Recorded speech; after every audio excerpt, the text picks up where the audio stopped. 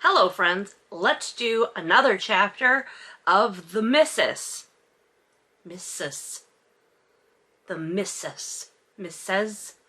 It's not Misses, it's specifically with a U. Missus. Maybe it just sounds better with an English accent? I don't know. But let's do chapter 2. So in chapter 1, the really important stuff happened. And that really important stuff was that Alessia took a shower and Maxim took a shower. Well, those were the biggest events. This chapter opens with Maxim being drunk, stumbling into bed. It says, after an afternoon of wedding planning and trying not to lose my temper, the Rocky was a mistake. The room swims and I shut my eyes, praying for sleep. Okay, so the wedding stuff that she painstakingly researched, because remember, E.L. James said in that Bustle article that she researched the wedding stuff. And in the acknowledgments for this book, she thanks her Albanian editor, which blows my mind that she has, one, an editor, but two, an Albanian editor who isn't like, hey, maybe stop doing all of this crap about our country. But she thanks her for like all of the really good insight on Albanian weddings. So now there's been a whole day of wedding planning, painstakingly researched, that isn't on the page. It's just he's back from an afternoon of wedding planning and he gets drunk and falls asleep. That's how chapter 2 opens. I surface from a dreamless sleep. It's quiet and bright. No, dazzling. Ma'am, oh my God, if I were known, if my best known work was Twilight fanfic, you would not catch me in a million years anywhere near the word dazzling. Not even if I saw the word dazzling walking down the street and I was E.L. James, I would cross the street. If I saw the word dazzling at a party and I was E.L. James, I would deliver the cut direct. But I'm not E.L. James. Thank God. Okay, he wakes up. Alessia isn't there in bed with him because, like, obviously they're supposed to be not sleeping together or something because her father will kill him or something. But this got me. Drawing down the covers, I slowly open my eyes and ignore the sharp jab to my frontal lobe as I survey the room. I'm on my own, but my tired gaze rests on the little dragon nightlight on the table beside the bed. Alessia must have brought it back from London. The thought is touching. She was kidnapped. I don't remember the dragon nightlight. I mean, like, again, yes, I have wiped the memory of this book just completely, just like, whew, it's gone. But I guess I don't remember her being kidnapped with, like, all of her stuff. Maybe that happened. Maybe that really did happen. Maybe she was kidnapped and she had time to pack a bag and she packed the stuff that Maxim gave her. And I'm just not remembering it because, frankly, it was not particularly memorable. I actually didn't even remember the characters' names until I started reading this. Get out of the cat box!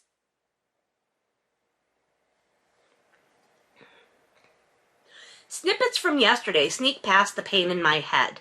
Alessia and I had sat down and discussed wedding plans with her parents. I closed my eyes and tried to recall the details. Oh, I hope he can recall the details.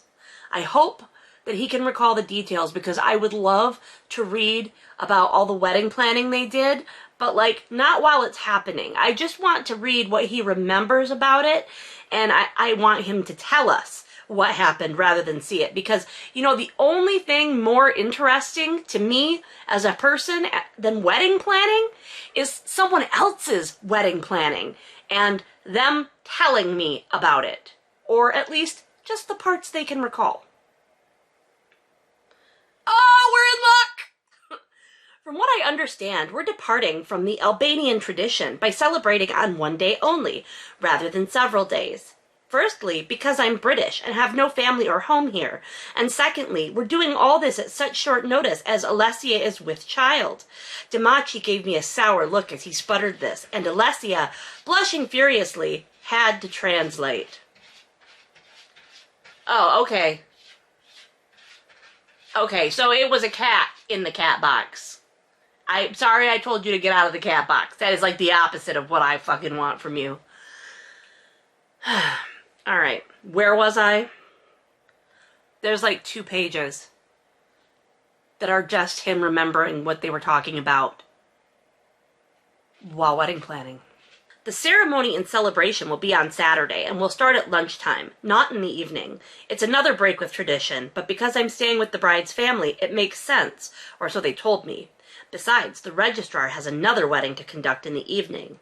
The Demachis will host the wedding themselves, and Mr. Demachi asked if my family would attend. I set him right on that score. My mother will no doubt be in New York, and she wouldn't get here in time. And my sister, as a doctor, won't be able to get the time off at such a short notice. Okay, I don't know what day it is. They just said that it was Sunday. Yesterday was Sunday, right? Or the first chapter was Sunday. I don't even know if this is still the same day, but it's Sunday. And he says his mother would be in New York and couldn't get there on time. When is this book set? When is this book set? I just... How long does it take to get to Albania? Because I know it doesn't take a week to get to Albania. Now, it may have taken Maxim that long to get to Albania to rescue the woman that he supposedly loves, but that's just because he had to go to all of those museums. Oh, okay. Okay, those were excuses that he gave, because he doesn't think his family will approve of the wedding. So he's just not going to tell them about the wedding. He's not going to have his family at the wedding because he's ashamed that he's marrying his cleaning lady. That's not what it says, but that's what I'm going with because I have no charity towards this book. He offered to pay for the wedding, and it says, he would hear of no such thing. I suspect he likes a little drama. He's a melodramatic man. Well, then you should be besties. So, do we all remember Caroline? She's the Poldark equivalent of Elizabeth, who married his brother, and now his brother's dead, so she's available. That one. She has sent him some text. Where are you? Did you find her? Call me. I'm worried about you. She'll lose her shit over this wedding. I know it in my bones. Perhaps I shouldn't tell her until I see her. Coward. My head throbs and I rub my temples, trying to calm the squall that rages between them. If I tell Carolyn, I'll have to tell Marianne and my mother, and that's a conversation I'm actively avoiding, especially with a hangover. I'm not ready for that yet. I need to know where Alessia and I stand legally. Then, maybe I'll tell the mothership, but perhaps I'll leave telling her until a day before we do the deed. He's embarrassed.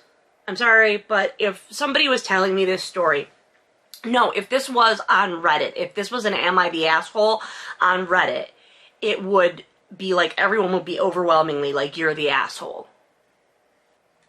So Alessia asks her mother to go back to England with them. And her mom is like, oh, your dad's not abusive.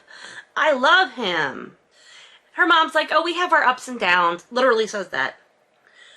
Her mother's eyes soften, and she lifts her lips in a rueful smile. I am a fool, my heart. We have our ups and downs, I know, like all couples. I've seen the bruises, Mama. Please, come with us. My place is with him. This is my home. I have a life here. There's nothing left for me in a land I don't know. Besides, since you left, he's been more considerate. Contrite, I think. He believes he drove you away. He was so relieved when we got word of you. Okay. I mean, like, this is probably the first time that, like, E.L. James has ever described actual abuse and the way people react to actual abuse, like, on purpose. But at the same time, I'm sure she's about to blow it the second that I tap the next page. "You see, my heart," her mother continues, and she reaches across the table to grasp Alessia's hand. "This is the life I know. Your father loves me. Baba loves you too. He may not show it like we see in the American television programs, and I see it's different with your betrothed, but it's how it is in our house. This is my home, and he's my husband." She shrugs and then squeezes Alessia's hand as if trying to convey the truth of her words through the pressure of her fingers, but Alessia is reeling. She'd always thought her mother was miserable with her father. Was she wrong? Did she misread the situation between them? And then we're going to switch into Maxim's POV for a paragraph. Now, look, I'm not lying. Right there? Come on. Right there.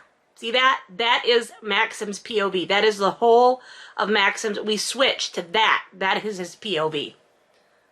We switch into this. Let's see why.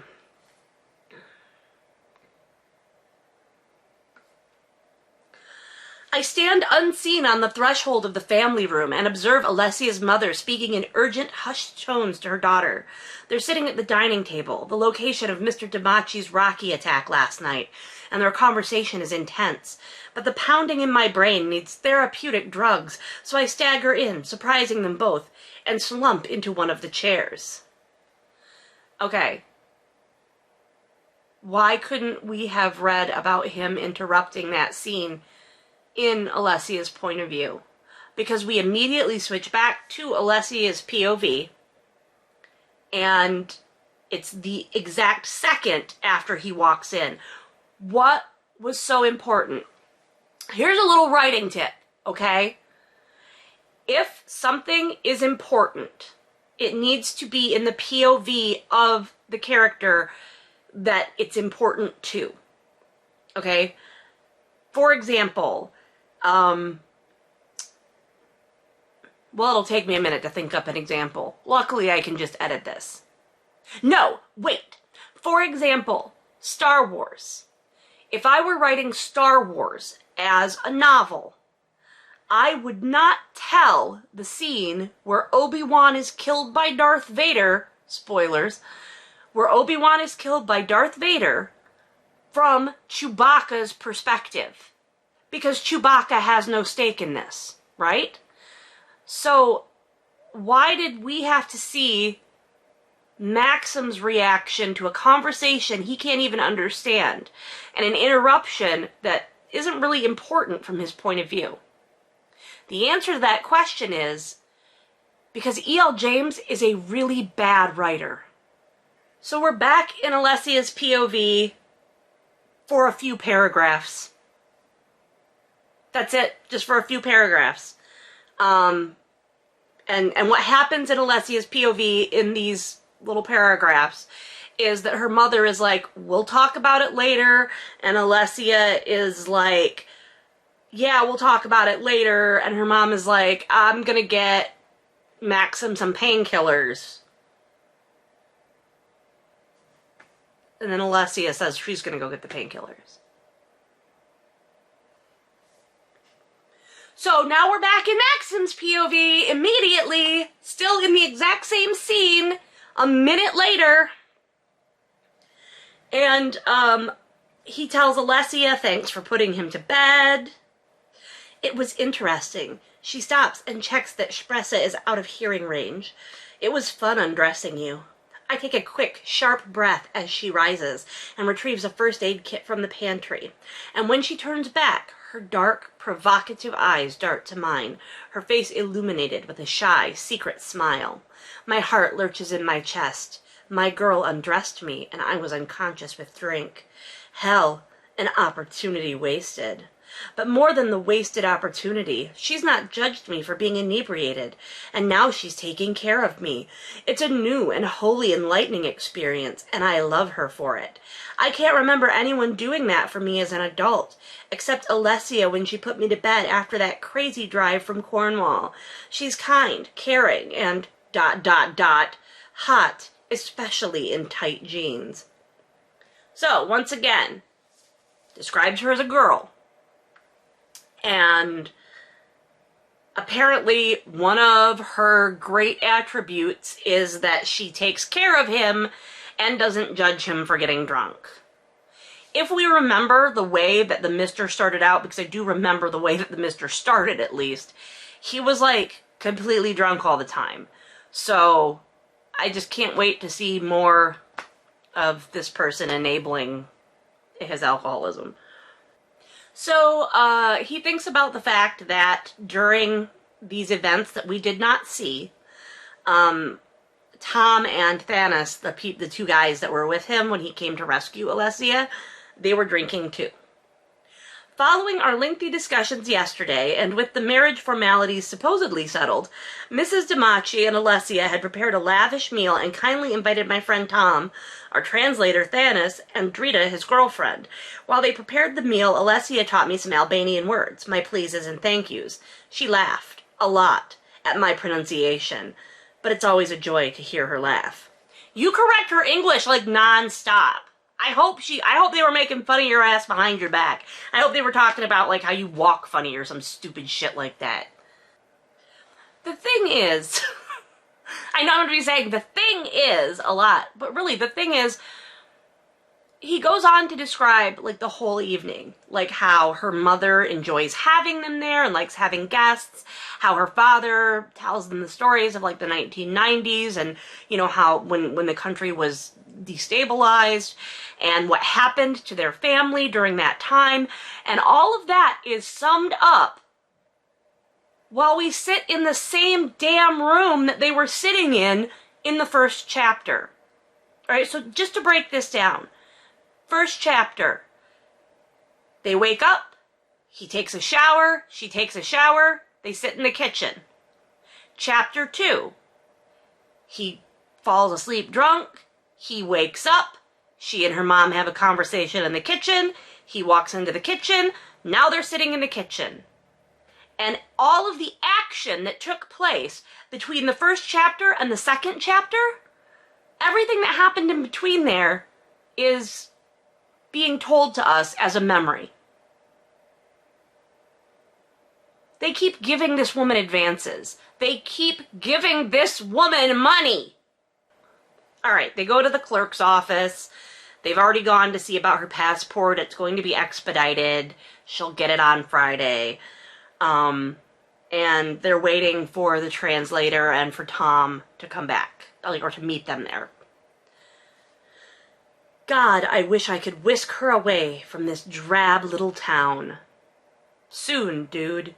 Soon. I mean, I assume people in the UK say dude because it's just kind of proliferated.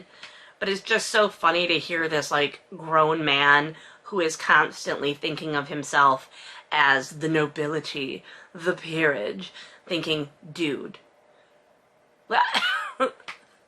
I don't know why that tickles me. It's like, come on, let me have it. Let me have it. It's like the only entertainment I'm going to get out of this book. But yeah, again, insulting the town that she lives in. It's drab. Like London is Las Vegas, apparently. Like, I'm sorry, I've been to London, okay, dude? Like, let's talk drab. Just hold on. So, Maxim's friend Tom says, congratulations about the baby. And Maxim's like, oh yeah, she's not pregnant. We're just saying that so she doesn't have to marry the bad guy. He actually calls him Antonelli or whatever his name is, which is like, he's been in his POV and in his first person narration here, he has been calling him Anatoly. Like, for a whole book. And then like now, in this book, I think it's happened at least once. So now suddenly he's like, oh, Antonelli or whatever his name is. But Tom then says, well, now you don't have to marry her. Tom, my voice warns him off the subject. We've had this conversation already. For the last time, I love Alessia and want her to be my wife. Understand? Frankly, no. She's a beautiful girl, I'll give you that. But I can't imagine you've got much in common. But the heart wants what the heart wants.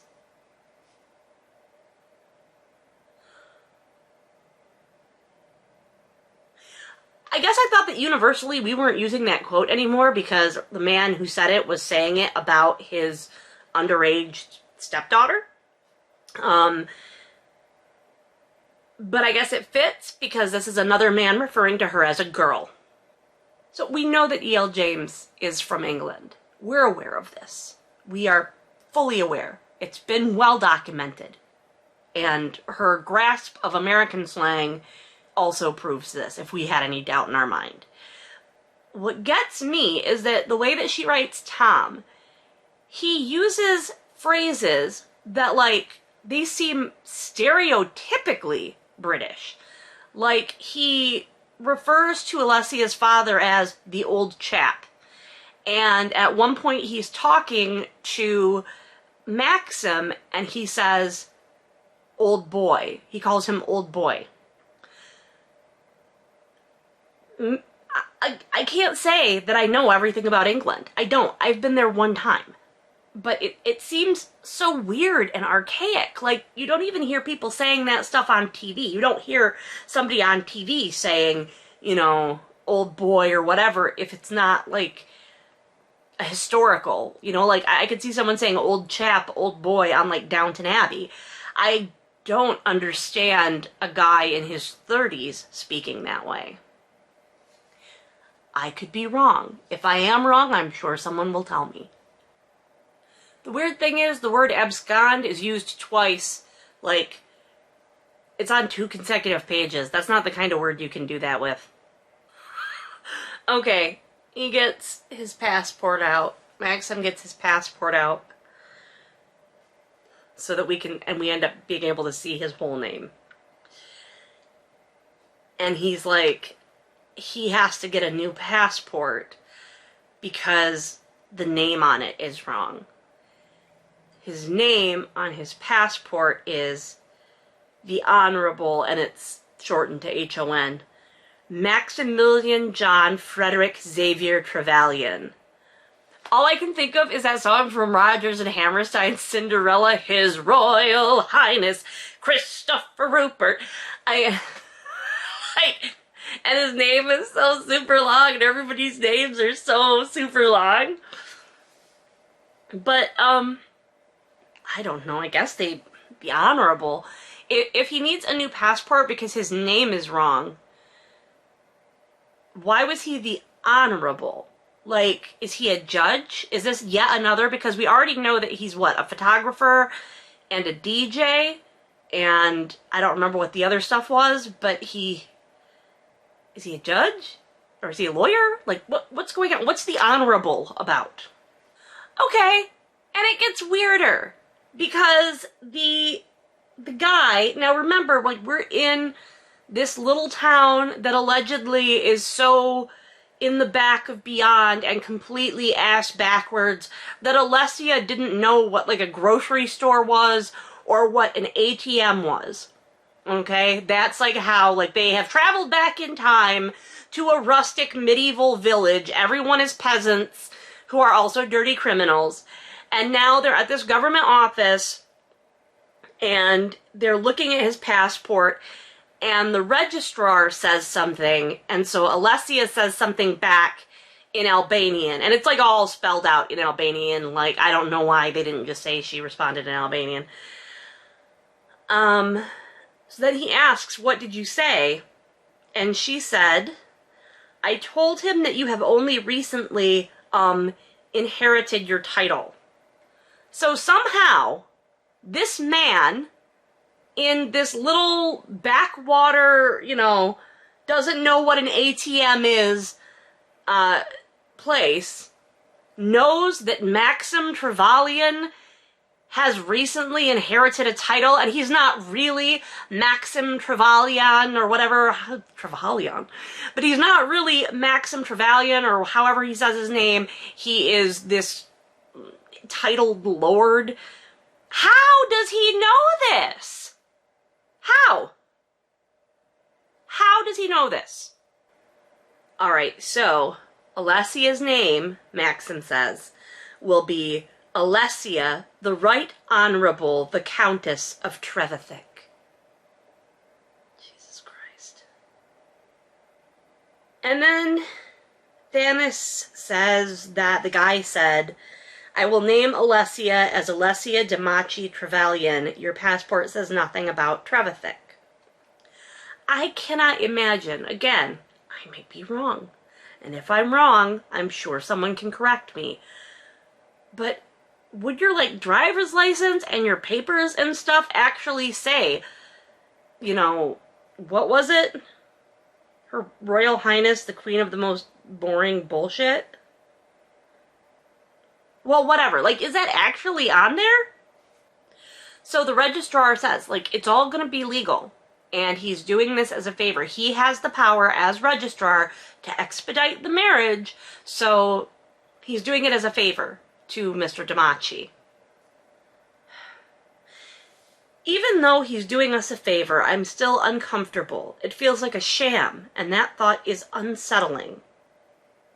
So they have to know Maxim's, like, profession to put down on the paperwork. And he said, farmer and photographer. I state quickly, though it's not the entire truth. Now I'm a landowner and a landlord, the CEO of Trevithick Estate. And DJ, Tom interjects rather unhelpfully, and when I glare at him adds, you know, spin the deck. He mimes the action, and peer of the realm, of course, heavy is the head and all that. The rage that I felt upon reading him say, farmer. Okay, owning a farm that you visit so you can bang a girl in the guest house is not being a farmer. You want to see a farmer? There's a farm across the street. I'm so mad, it's like I'm gonna have an asthma attack. Did you hear that? There's like literally a farm right across the street from here. We can go talk to that farmer over there and we can say, hey, this guy's a DJ and a photographer and he lives in an apartment in London. Do you think he's a farmer? So they go to the hotel that Tom is staying at, and we're in Alessia's POV, and she like doesn't know like what his mood is. She describes him as quiet and brooding. She doesn't describe him that way. The narration describes him that way because, of course, we're not in her first-person POV. It's the first time Alessia has ever been in a bar in her country. I don't know. He looks pensive as he reaches over and takes her hand. I'm somewhat aggrieved that we're jumping through all these hoops to appease your father's ego. What hoops? You had to give your passport and fill out some paperwork. And then when they were at the office, he actually asked how long it would take for them to do everything like above board, no favors. Completely legal, just like right across. Like, what do you want, bitch? Do you want to have this completely legal wedding with everything like boom, boom, boom, right down to the letter? Or do you want to get married and go home by Saturday or Sunday, which is like what you want? It's literally what he's talked about at the beginning of this chapter, is that he's glad that they're going to be leaving soon. So, like, which one do you want? I know. I am sorry. She stares at the table, not knowing what to say, and unable to escape the feeling that she's responsible for their predicament.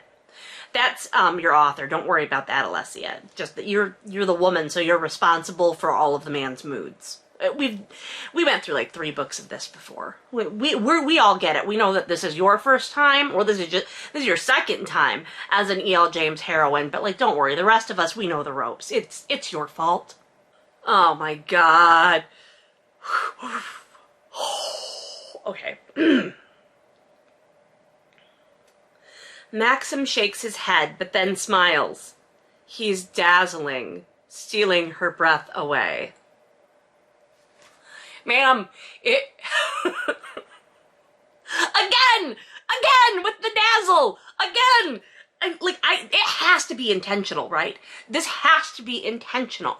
This has to be, like, because she has to know. Like, the most, like, famous part of Twilight is that whole, like, do I dazzle you thing, okay? Or something like that. Like, it's a meme, for Christ's sake. And she was in the fandom. She would know this. Why does she keep doing this? There needs to be an intervention. Someone needs to take her aside and say, do you know how much fun someone on the internet is making of you? And how do you sleep at night knowing? How do you sleep at night knowing that people are making fun of you for using the word dazzling? And the answer to that is on piles and piles of money she should never have made because her work is below mediocre. All right. So Alessia asks him if he wants to go through with the wedding, and he's like, well, it'll make your father happy. And she's like, oh, but do you feel trapped? And all of this. And this is chapter 2. It is day 2 of this story, and they are like, oh, are we going to get married? Do you really want to get married? Oh, should we get married like this? Should we blah, blah, blah, blah, blah? All right, so they sit there at this bar and they talk about things, and they eventually arrive at, in order for Alessia's family to save face in the town, and in order for Alessia's father not to abuse her mother, they should have the wedding there after all. So, I'm glad we got that all cleaned up after we had to go to the registrar's office with them. Because we had to do the whole thing at the registrar's office, like filling out the paperwork, and then like the guy saying something and the translator translating it, and then them getting all that stuff done. We had to do that. We had to go through all of that. And wasn't it so much more fun than reading about, I don't know, an evening at home with these Albanian people sharing their stories and having some sort of warm family moment that could have furthered the story and provided some sort of character development? Isn't this better? When they get back to the house, they find that all the like women in the family are there because there are like cars parked everywhere, and Alessia's like, Zot, it's the women. And then they get out of the Dacia, which is they're driving around in a Dacia, and it just took me back to that warm fuzzy time back in like 2011 when I was watching Top Gear constantly.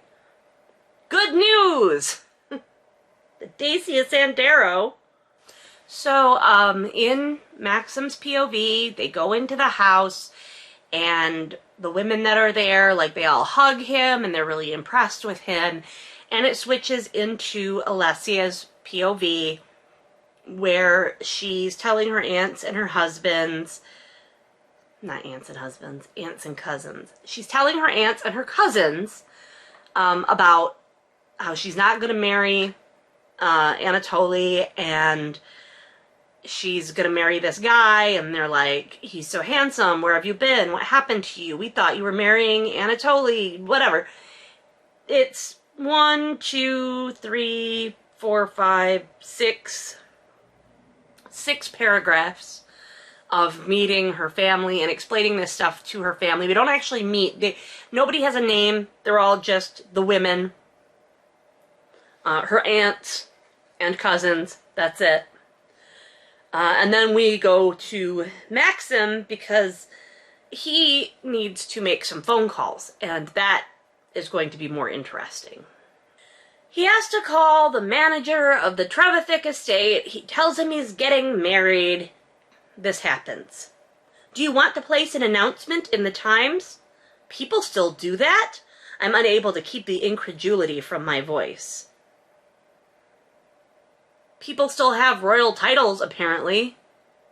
People are still like the lord of a manor and describe themselves as farmers. Why would this thing be different? But he says, no, don't, because of the circumstances. We're not going to put that in the Times. What circumstances, Maxim? The circumstances in which you are embarrassed to be marrying this person? This girl, as you might call her? Have a seat over there. Okay, so he doesn't tell Oliver that the marriage might be illegitimate. Now, there's the only reason that Maxim thinks the marriage might be illegitimate is because they are in Albania. And that's not me making it up. There has been nothing in here yet that would indicate that it was illegitimate. We have a father who wants his daughter to get married. We have a registrar who said that he is going to expedite things for them as a favor, but really the only thing that is making Maxim think maybe this isn't legit is because they're in Albania. Then we go into Alessia's POV. There's a loud knock on the front door, and as Alessia is near the doorway, she extracts herself from the crowd to find out who's calling. She's delighted to see her relatives, but is grateful for the distraction and a moment of peace as she strolls down the hall. She's forgotten what it's like to be surrounded by her noisy and inquisitive family. She skips up to the door and opens it, and stops, shocked. "Hello, Alessia." The blood drains from her face as she stares at the man standing on her doorstep. "Anatoly," she whispers, as fear clogs her throat. I'm gonna go ahead and assume he just snatches her and kidnaps her, and then there's like a whole nother kidnapping thing because like E.L. James is obsessed with kidnapping. I don't know what'll happen in chapter 3. I guess it's that. I'm still stuck on the fact that I had to go do paperwork at like a civil office with these two numbskulls, but I didn't get to see any of the other stuff that would have like developed Alessia's character more. She was an undeveloped character in the last book, but it's almost like she's lost development because even as she's being written about now, it's like Alessia does this, Alessia goes to do this, Alessia feels this, Alessia feels this. Okay, now back to Maxim's first-person POV where we have a lot of depth and detail about everything he's feeling. Like, E.L. James is not interested in Alessia as a character at all. She's not invested at all. She wants to write a story about Maxim, the sexy count who has all of this money and is also a DJ and a photographer. She's not interested in her heroine at all. That Alessia, so far, could be anybody. But we're going to go ahead and we'll see what happens in chapter 3. Just so you know when the next video comes out, like, subscribe, hit the notification bell. Links to my Patreon where we are reading Model Land, which is a much better book. Model Land by Tyra Banks, much better book than this one. Go to my Patreon, check that out. And yeah, links are in the description. Thanks for hanging out and hearing me rant about this awful book.